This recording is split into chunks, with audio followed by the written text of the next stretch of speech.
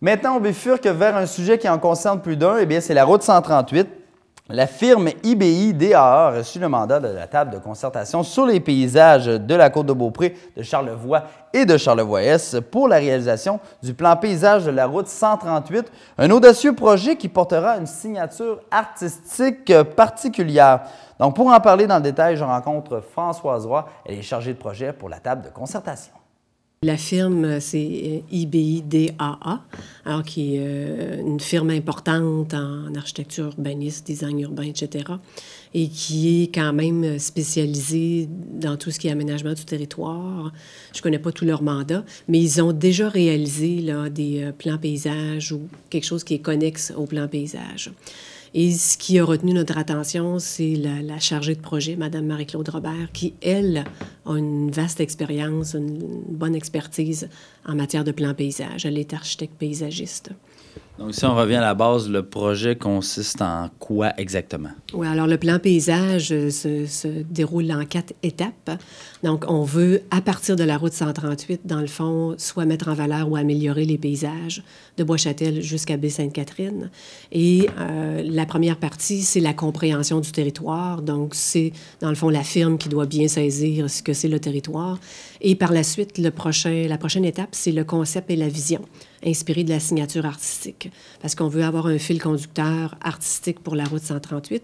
Alors ça va venir au début de l'hiver.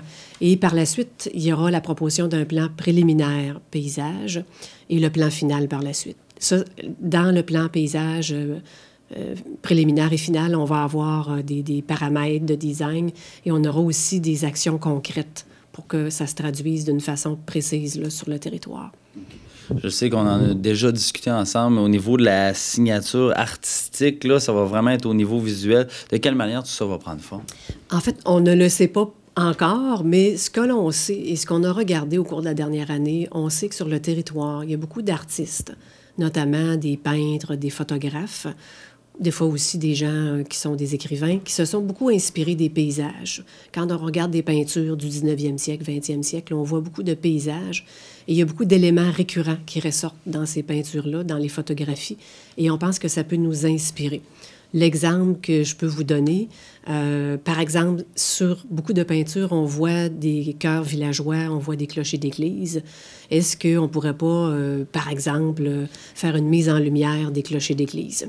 Mais ça ne sera pas un outil pour mettre en valeur les œuvres artistiques. On va s'inspirer de ce que les artistes ont fait. Alors, concrètement, on va le savoir au cours des prochains mois. Alors maintenant qu'on a trouvé la firme, vous avez parlé que ça va se dérouler en 4 étapes, mais c'est quoi la suite? Qu'est-ce qui attend ce projet-là? Oui, en fait, on va consulter la population. On a deux volets à la consultation population. On a la table de concertation qui regroupe plusieurs intervenants. On est une 50aine de personnes. Alors, ces gens-là vont être consultés. Mais au préalable, on va consulter le milieu. On va inviter des gens à venir discuter soit du concept et ensuite du plan paysage préliminaire. Et à partir de ce que la firme va proposer et des commentaires recueillis par les 2 instances là, consultatives, on va avoir, dans le fond, un plan paysage final là, à quelque part à la fin avril, début mai. Il y aura aussi une consultation publique sur le final au mois de mai.